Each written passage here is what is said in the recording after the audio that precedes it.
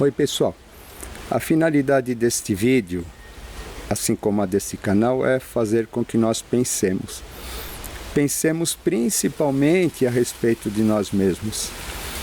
Porque muitas vezes nós temos a ideia de que nós estamos nesse ou naquele padrão evolutivo e na prática, na hora que o sapato aperta, a gente cai novamente nas programações instintivas mais básicas.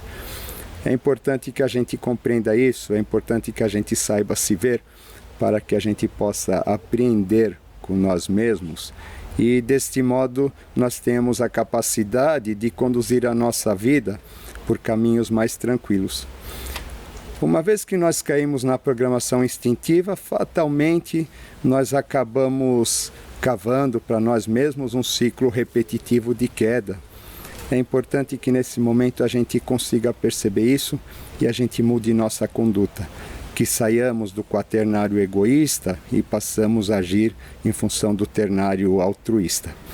No vídeo que se segue vocês vão ter melhor noção disso que eu quero dizer.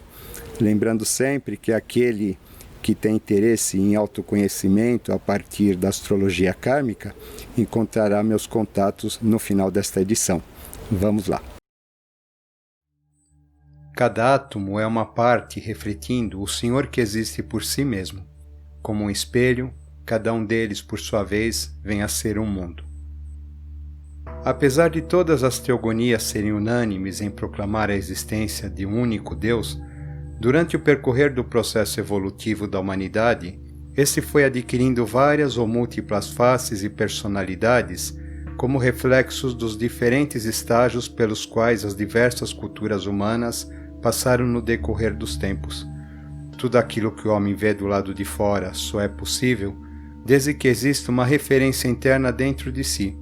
Deste modo, sua visão a respeito do Criador, bem como suas crenças de mundo, não seriam mais do que um reflexo daquilo que esse traz escondido em sua formação mais intrínseca. Por conta disso, diferentes padrões foram sendo instituídos a esse respeito, e neles foram ancorados os dogmas de praticamente todas as religiões. Estas diferentes visões acabaram por ser consideradas individualmente como sendo cada uma delas uma única verdade absoluta, o que acabou por gerar muitos conflitos resultantes desses diferentes pontos de vista. Se todos compreendessem que Deus se manifesta de acordo com as necessidades e crenças de cada um, essas diferenças seriam muito mais um motivo para somar do que para dividir, já que cada uma delas reflete uma parte do grande todo.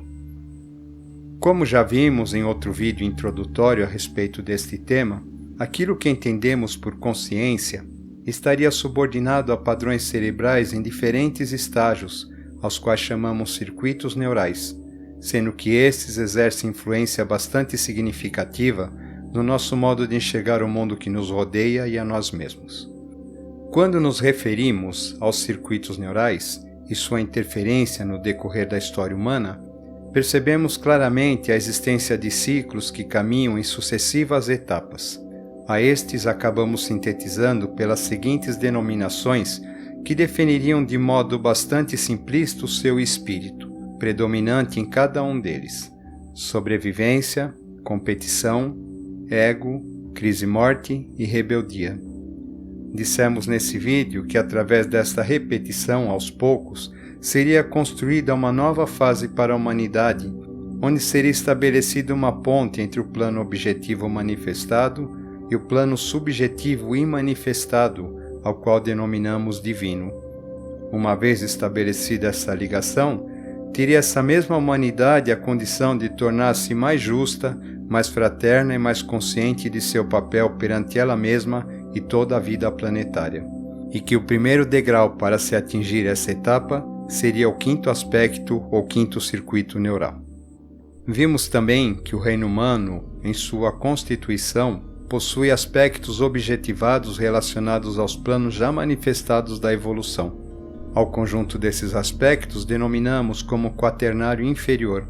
Aos outros ainda não objetivados, relacionados às hierarquias ou reinos que ainda estão por se manifestar, chamamos de tríade superior, como expressão da parte divina que ainda cabe ao homem conquistar em termos de consciência no chamado processo evolutivo. Partindo do princípio de que aquilo que é em cima é também embaixo, procuremos entender como tudo surgiu em suas diferentes fases. Para tal, vamos dar um pequeno passeio pelos conceitos teosóficos a esse respeito. Nos diz a teosofia que num determinado momento, em meio ao grande tudo-nada, em que a existência ainda não existia, dessa eternidade surge o absoluto, a única realidade, e a partir da qual terá origem todas as coisas, por isso mesmo designado como Logos primordial. A essa primeira etapa da manifestação, denominamos Parabrahman, aquilo que está muito além da nossa compreensão. Uma vez circunscrito no cosmos aquilo que deve entrar em processo de objetivação, ocorre a primeira manifestação do espaço potencial dentro desse espaço abstrato, representado pelo ponto que surge no meio do círculo e que acaba por determinar o dualismo, como contraste fundamental à existência do universo manifestado. Surgem então os pralayas e os manvantaras, movimentos de repouso e expansão, respectivamente, como início do pulsar de um grande coração, ao qual recebe o nome de primeiro Logos. E essa segunda etapa da manifestação denominamos Brahman, e aqui estabelece-se o chamado plano do Pai ou sátivico. Num determinado momento, o ponto transforma-se em diâmetro, fendendo o espaço em antes e depois. Surge a primeira manifestação da natureza criadora, passiva, feminina, Mãe Natureza, imaculada e divina, dentro do infinito absoluto onienvolvente. Na face superior surge Purusha, o espírito, e na fase inferior do círculo surge Prakriti, a matéria. Desse modo, a ideação cósmica se separa da substância cósmica. É o plano da grande Maya, ou Mãe. Surge a grande ilusão do segundo Logos, que estabelece o chamado plano rajásico. Da grande e eterna Mãe tem origem a vida, como o terceiro Logos, do qual tudo aquilo que compreendemos como universo manifestado já pode existir. Aqui se estabelece o chamado plano do Filho ou tamásico. A última vibração da eternidade freme através do infinito. A Mãe entumece de dentro para fora como um botão de lótus. As trevas irradiam a luz e a luz emite um raio solitário nas águas dentro do abismo da Mãe. O raio atravessa o ovo virgem, fazendo estremecer e desprende o germe do eterno que se condensa no ovo do mundo. Eis aqui, ó radiante Filho dos dois, a glória refulgente sem par no espaço luminoso, filho do negro espaço que surge das profundidades das grandes águas obscuras. Ele é o Eaol, o mais jovem. Ele brilha como o sol. É o resplandecente dragão divino da sabedoria. Os três caem nos quatro, a radiante essência vem a ser 7 interiormente e exteriormente, e assim fez-se a criação. Uma vez manifestado o universo, os 3 passos da grande criação cósmica repete-se em todas as expressões de vida, como partes do grande todo. E assim vemos também esses 3 aspectos do Logos se refletir na tríplice natureza humana da seguinte maneira. Ao primeiro Logos, que corresponde ao chamado plano sátivico, encontramos correlação com o plano espiritual relacionado ao elemento ar. Ao segundo Logos, correspondente ao plano rajásico, encontramos relação com o plano subjetivo ou anímico e o elemento água.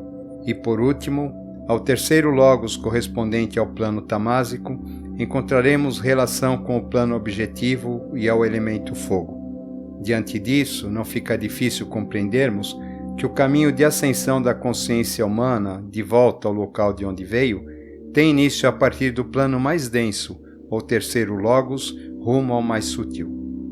Ao termo 3, como já vimos em vídeos anteriores, relacionamos ao ternário que representa o plano divino, ao passo que ao 4 relacionamos ao quaternário inferior, que representa o plano manifestado, através de um processo de adensamento da consciência.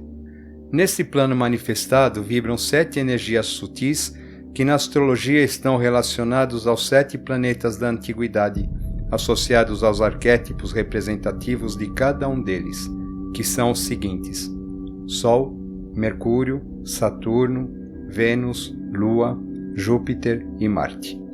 Segundo essa mesma ciência, existem ainda mais 3 planetas chamados de transpessoais, cuja ação estaria diretamente associada aos planos mais profundos e espirituais, ligados ao inconsciente coletivo da humanidade e ao plano do vir a ser ou divindade, já que são planetas de ação dissolutiva. Como estamos no plano mais denso de evolução e, portanto, associado aos circuitos neurais inferiores, e nos restam ainda mais 3 etapas a serem cumpridas, estariam estas associadas a esses 3 grandes mestres severos, Urano, Netuno e Plutão, como regentes das lições que nos restam a cumprir para desenvolvimento dos circuitos neurais superiores. Comecemos então nossa análise a partir do 5º circuito neural, que tem o seu desenvolvimento mais especificamente em nosso cérebro, a partir dos 28 aos 35 anos de idade. Decorrente da necessidade gerada pelo circuito anterior, que como já vimos está relacionado à morte, é preciso que haja um renascer ou ressuscitar, conforme postamos no vídeo A Noite Escura da Alma, para que haja uma real transformação do homem, e este possa libertar-se de todas as amarras conceituais e emocionais impostas pelos circuitos anteriores. O primeiro passo dessa grande transformação estaria sob a égide do arquétipo relacionado ao planeta Plutão. Plutão, que corresponde ao Hades grego, era filho de Cronos e Rhea, e irmão de Zeus e Poseidon. Coube a ele a regência dos reinos infernais, ou as regiões subterrâneas da Terra, após Zeus haver destronado seu pai. Está, portanto, relacionado a tudo aquilo que é inconsciente, profundo, obscuro. Por sua natureza explosiva e inesperada, podemos dizer que está associado ao plano tamásico. Continuando nossa analogia, vamos agora ao 6º circuito, cujo foco de desenvolvimento cerebral ocorre a partir dos 35 aos 42 anos de idade. A ação plutoniana nos trouxe à consciência todo o trabalho que temos a realizar em nossas estruturas internas, mais densas, ligadas principalmente ao pensar e agir. Algumas delas necessárias à nossa manutenção, como existência neste plano, muitas outras, porém, completamente opostas ao nosso caminho evolutivo e que por isso mesmo devem ser mortas. Agora a ação netuniana nos leva à purgação do sentir, à compreensão de que aquilo que chamamos de polaridade não passa de uma grande ilusão necessária ao jogo evolutivo, para que nesse momento terminem as divisões e cessem os julgamentos e tudo seja compreendido como aquilo que realmente é, parte de um mesmo todo sábio e amoroso, que se manifesta e evolui em todos os seres. Vejamos agora qual seria o arquétipo regente deste segundo passo do caminho de subida. Netuno ou Poseidon, em grego, era irmão de Hades ou Plutão, e cabia a ele a regência das águas, das fontes e das correntes, e tem o mar como sua morada, senhor dos maremotos e terremotos subaquáticos. Na astrologia representa a dissolução, as águas akáshicas, o plano da intuição divina, ou seja, diretamente associado ao plano rajásico ou da grande mãe ou Maia, que se expressa simbolicamente através das águas. E finalmente, observemos como seria o 7º circuito, cujo foco de desenvolvimento cerebral ocorre a partir dos 42 aos 49 anos, tendo como referência a sua regência planetária. Uma vez realizado o trabalho de depuração relativo aos planos físicos e emocionais, ou fogo e água, só agora o homem estaria realmente apto a verdadeiramente veicular consciências relativas aos planos superiores de evolução ou divinas. Chegou o momento do trabalho uraniano, da reestruturação final, completamente voltada ao novo. O homem se dissolve na essência da qual se originou e passa a ser ela própria, existindo na Terra. Urano, na mitologia grega, personifica o céu, de onde tudo deriva. É o Deus primordial, o grande Pai cósmico. No plano astrológico, representa a liberdade, ruptura e renovação, através da mente ou elemento ar, ao qual está relacionado. Como expressão do plano sátivico, é a volta do homem à sua condição divina. É a coroação do trabalho realizado nos 3 aspectos relacionados aos arquétipos que acabamos de descrever, Trabalho esse que implica em profundas e intensas transformações nos valores associados ao corpo, ao mundo institucionalizado, à alma, ao mundo de valores e ao espiritual mais profundo, que uma vez realizados no homem, acabam se refletindo em toda a humanidade.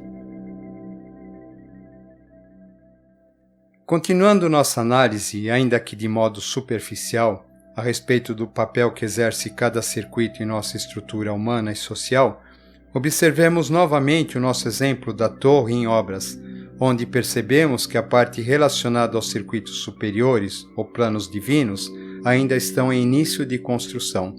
Até o quarto circuito, a humanidade é guiada pelos padrões egoísticos de biossobrevivência voltados à materialidade. Porém, depois disso, ao começar a desenvolver os circuitos superiores, deve ser guiada por padrões mais altruísticos voltados à espiritualidade. Esse processo de depuração vai acontecendo na humanidade, conforme já vimos em outro vídeo, de modo gradativo, através de ciclos consecutivos de construção e destruição. Toda vez que algo é destruído, necessária se faz a remoção dos escombros antes de mais nada, e com isso chega o momento doloroso de deixar ir aquilo que não mais tem função e também das descobertas de tudo aquilo que estava oculto e que agora vem à luz, para que possamos continuar nossa evolução, tanto pessoal quanto coletiva em termos de humanidade. Façamos agora um pequeno resumo antes de prosseguir, a fim de entendermos melhor esse metabolismo. Como já falamos, um circuito faz surgir a necessidade do seguinte. Ao primeiro sistema evolutivo, que corresponde ao reino mineral, podemos associar ao primeiro circuito neural no homem, uma vez que este é um circuito estrutural de base, onde todos os outros se apoiam. As pessoas que vivem com a predominância desse aspecto são aquelas submissas, que geralmente ficam oclusas no seu mundo, cuidando apenas das suas necessidades básicas. Geralmente são pessoas dependentes de que os outros lhes tragam meios para a própria sobrevivência. Este circuito surgiu em função da necessidade de cuidar dos filhos até que estes possam se cuidar por si sós. Nos dias atuais, aparece nas pessoas que, pela necessidade de manutenção de suas necessidades básicas de alimentação e abrigo, submetem-se a todos os tipos de opressões. Ao segundo sistema evolutivo, de onde se estruturou o reino vegetal, podemos dizer que existe a correspondência com o segundo circuito neural. Trata-se de um circuito de competição, visto que as plantas competem entre si pela busca da luz e também porque o chakra a ele associado é o esplênico, que atua como responsável pelo nosso sistema imunológico. As pessoas com predominância desse aspecto enxergam o mundo como uma grande disputa pela sobrevivência, ao qual tem que sair vencedores todos os dias.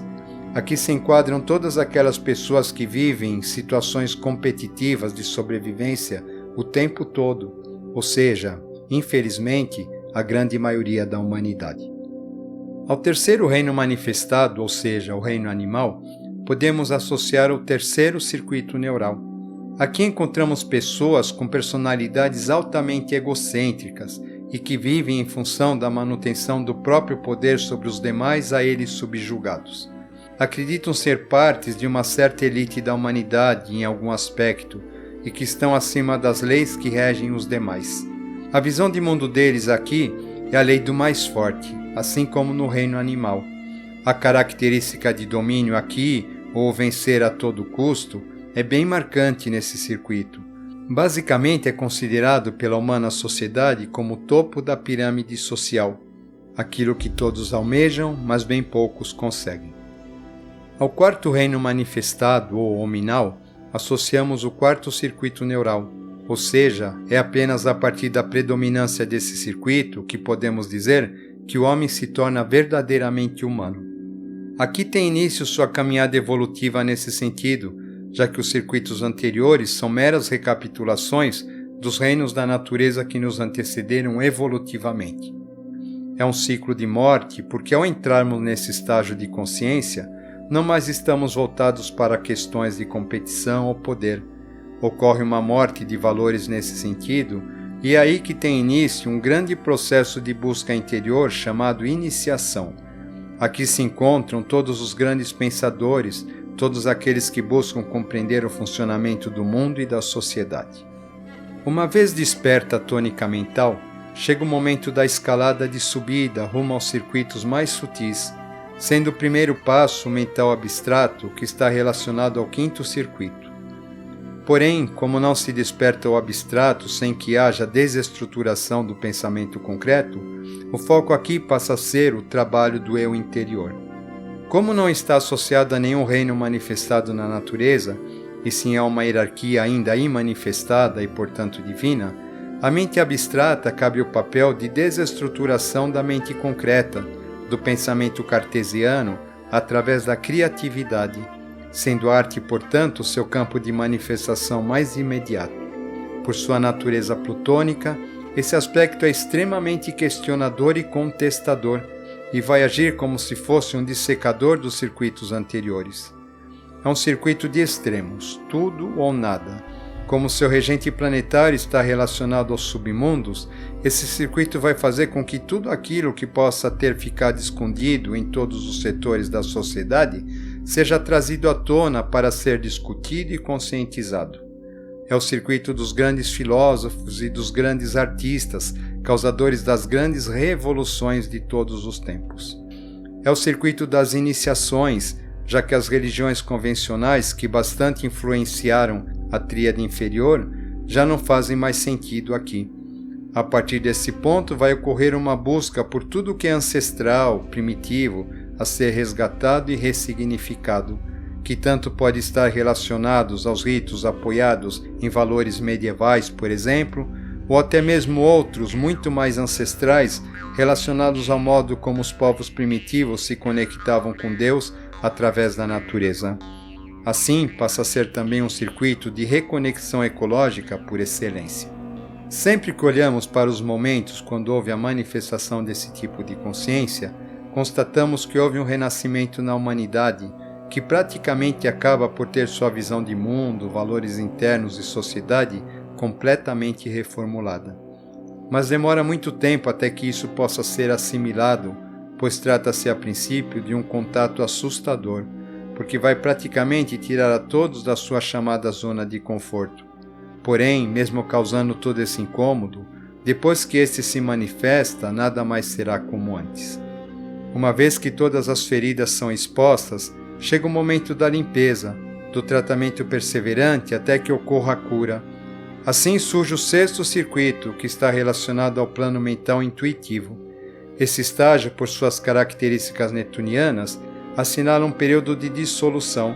Aqui terminam os julgamentos e as exaltações egóicas, já que o importante passa a ser a cura de tudo aquilo que se considera enfermo em todos os planos em detrimento de si próprio. É um circuito de serviço aos mais necessitados e desvalidos e dos altos sacrifícios a favor da coletividade. Nele estão enquadrados as grandes almas que passaram por aqui para aliviar o sofrimento da humanidade, conclamando o amor a todos os seres vivos, ao mesmo tempo em que impulsionavam a um novo modo de sentir a vida como expressão do plano divino. E finalmente concluímos esta análise com o sétimo circuito neural, em conformidade com o plano mental crístico, que por seu caráter uraniano está relacionado à integração cósmica. Nesse momento, podemos dizer que Deus está presente entre os homens. Agora que temos uma noção básica a respeito do funcionamento e das determinações de cada circuito neural, observando novamente este gráfico onde estão representadas as três gunas ou aspectos da mônada em manifestação, convém salientar que a percepção da humanidade, em sua grande maioria, não ultrapassa do plano de consciência que está acima do seu. Isso se deve ao fato de que o homem comum vê o mundo como uma polaridade entre os planos espiritual e material, sendo que aquilo que é manifestado como perceptível aos seus sentidos físicos, ele considera como sendo matéria, e aquilo que é perceptível apenas de modo subjetivo, ele imagina como sendo do espírito, sendo este o plano onde sua visão a respeito de Deus se manifesta. Voltemos ao nosso esquema de construção da torre para compreender melhor o que acontece.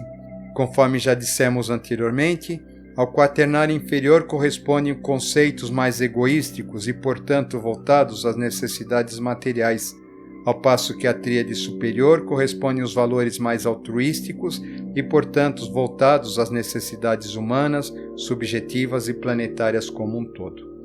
Dentro disso, como seria a visão que cada um desses circuitos neurais teria a respeito de Deus? Vamos lá. Aquele cujo foco de existência está focado no circuito fundamental ou de biosobrevivência, vê Deus com as características de alguém do segundo circuito, ou seja, alguém que vem de fora para suprir suas necessidades mais básicas de proteção. A esse padrão corresponde o Deus patriarcal do Antigo Testamento, aquele que tem ira, castiga e pune conforme seus princípios, por isso todos o temem. A pessoa acredita que precisa submeter-se a isso e agradar tal representação da divindade para ter sua subsistência garantida. Como toda criança assustada, vai recorrer à figura da mãe para interceder junto ao pai. Esta é a visão do temor.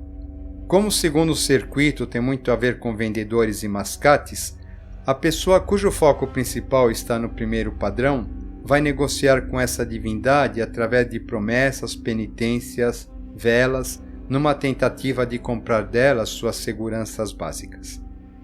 Aquele cujo foco principal de crenças está focado no segundo circuito neural, que é o da competição, vai imaginar Deus como alguém do terceiro circuito, ou seja, um líder poderoso. Como este segundo circuito baseia-se na luta entre as polaridades, que entende-se nesse estágio por bem e mal, a visão de Deus aqui corresponde à de Senhor dos Exércitos, aquele que sempre faz triunfar contra os inimigos. Quando lemos o livro dos Salmos ou até mesmo Bhagavad Gita, percebemos que as falas são envoltas basicamente em questões de guerras e conflitos. O comportamento desse homem do segundo circuito perante Deus é um tanto quanto bajulador, assim como algumas pessoas tendem a fazer com seus superiores. Vai proclamar de modo evidente a sua afiliação a ele, na tentativa de atemorizar seus inimigos. Aquele cujo padrão de existência se baseia nos valores do terceiro circuito, por serem egocentrados demais, não submetendo-se aos caprichos de nenhuma autoridade, inclusive a religiosa, vão adquirir uma atitude bastante característica: matar Deus. Lembremos-nos que a morte é o tema relativo ao circuito seguinte, o quarto circuito neural. Mas como ele vai matar Deus? No simbolismo cristão, compreendemos isso na passagem que é feita a escolha entre Jesus e Barrabás, ou seja, entre o espiritual e o ficar ao lado do poder.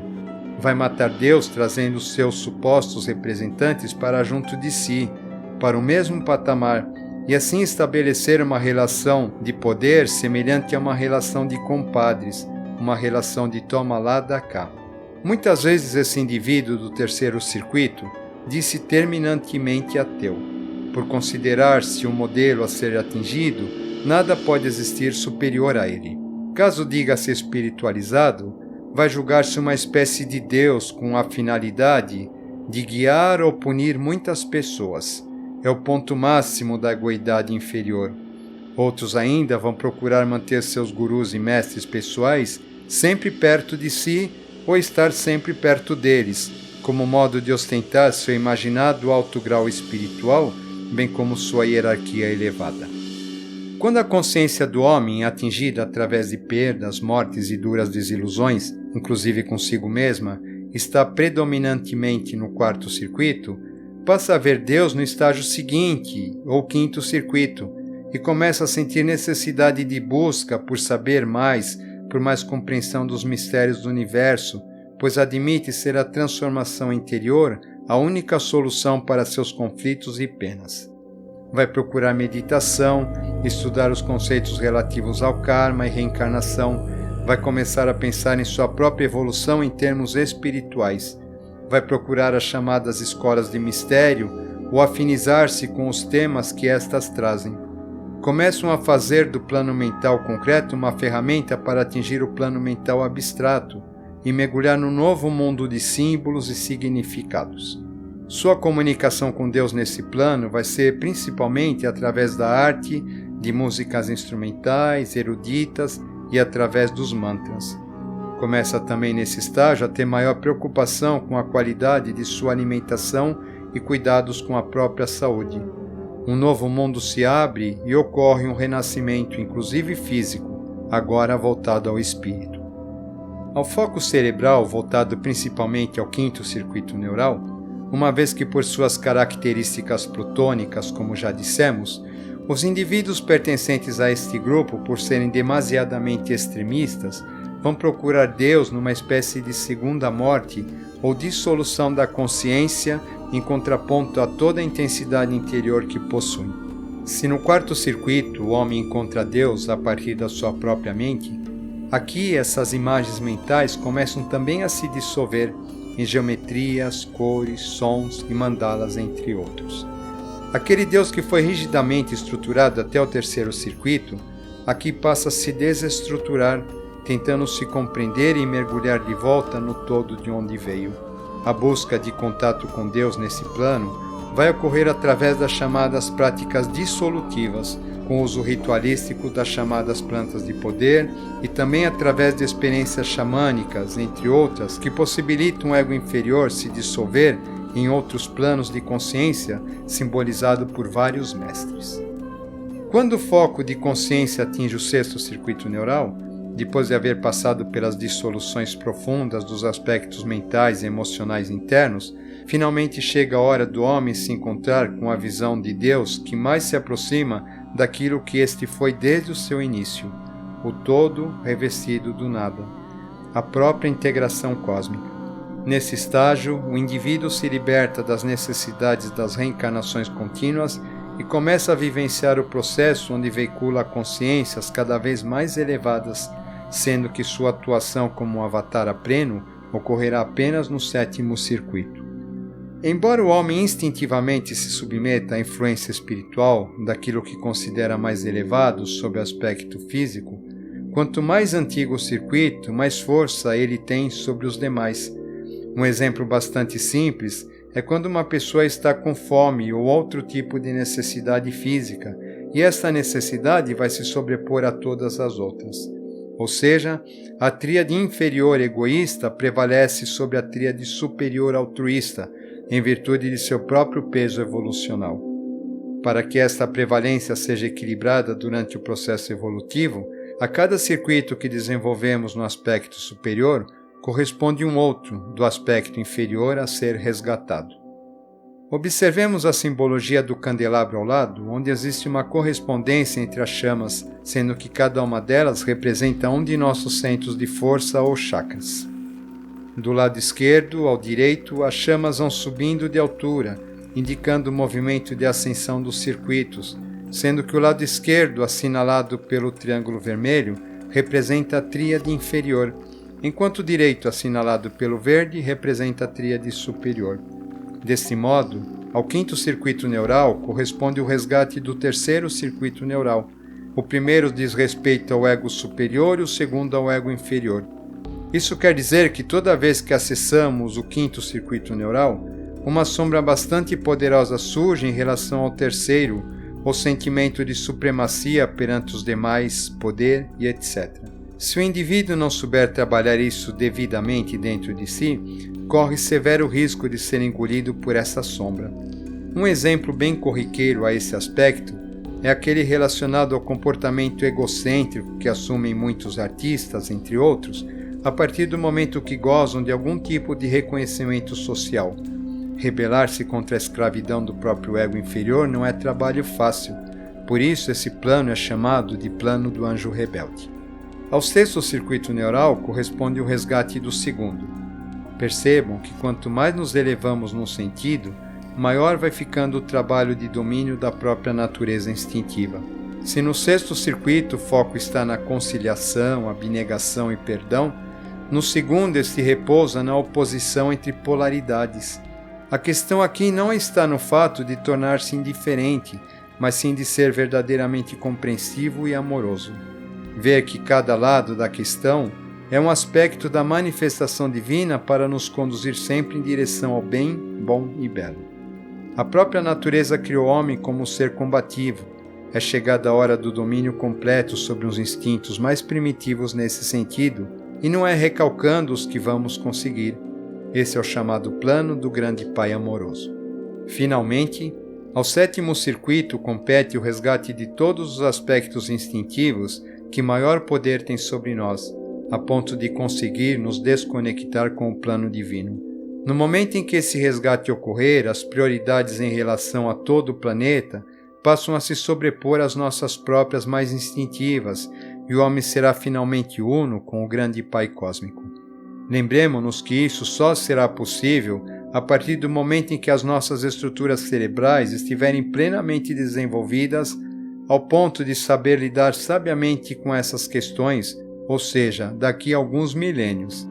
Enquanto isso, nossa consciência vai fazendo um trabalho semelhante ao da escada de Jacó, onde os aspectos angelicais relacionados à tríade superior vão descendo e subindo, ascendendo e decaindo, até que a grande escada entre o céu e a terra esteja finalmente concluída. A busca e encontro com Deus nos circuitos superiores passa a ser interna, e para que isso ocorra, muitas demolições se fazem necessárias nos 3 planos que lhes são relativos. Qualquer árvore que queira tocar os céus precisa ter raízes tão profundas a ponto de tocar os infernos. Astrologicamente falando, a Plutão podemos associar a casa 8 de nossa carta, que representa tudo aquilo que precisamos transformar. A Netuno associamos a casa 12, que representa o fechamento de todo um ciclo de experiências e preparo para o seguinte, ou seja, o desapego de tudo aquilo que já não mais tem serventia em termos de valores interiores, e finalmente a Urano associamos a 11ª casa, que nos conduz à chamada Grande Fraternidade Universal. Na tradição oculta, Plutão seria o guerreiro Akidoji, Netuno o sacerdote Akigorgi e Urano o grande senhor Maitreya. Tudo que vale para o individual vale para o coletivo, e tudo que vale para o micro vale para o macro. Assim é e sempre será. Como vocês devem ter percebido, a cada passo que damos no caminho da evolução, da divindade, uma sombra poderosa se ergue, tentando nos puxar para trás. Essa sombra, na verdade, ela tem uma função bastante importante. Ela está ali para nos lembrar quem realmente somos. Ela representa os nossos medos, as nossas inseguranças, tudo aquilo que está cristalizado dentro de nós, tudo aquilo que ainda precisa ser trabalhado e precisa ser tratado, para que a gente não caia nas armadilhas do ego e uma vez no caminho, que nós julgamos ser um encontro com a divindade, nós acabemos nos julgando pessoas evoluídas, pessoas iluminadas, pessoas melhores que os demais. Aquários é isso. Aquários é uma espécie de nivelação, onde toda a humanidade se nivela pela tríade superior. O que nós vimos no ciclo de peixes foi uma tentativa do quaternário inferior tentar subjugar uns aos outros. E na era de Aquários não. Na era de Aquários é a tríade superior que passa a ser compartilhada de modo gentil, de modo amoroso, de modo fraterno, fazendo com que todos tenham as mesmas oportunidades de evoluir em direção ao bem, ao bom e ao belo. Desse modo, eu acredito que finalmente a humanidade tenha condições de entrar numa nova era de paz, amor, sabedoria e finalmente fraternidade. Grato.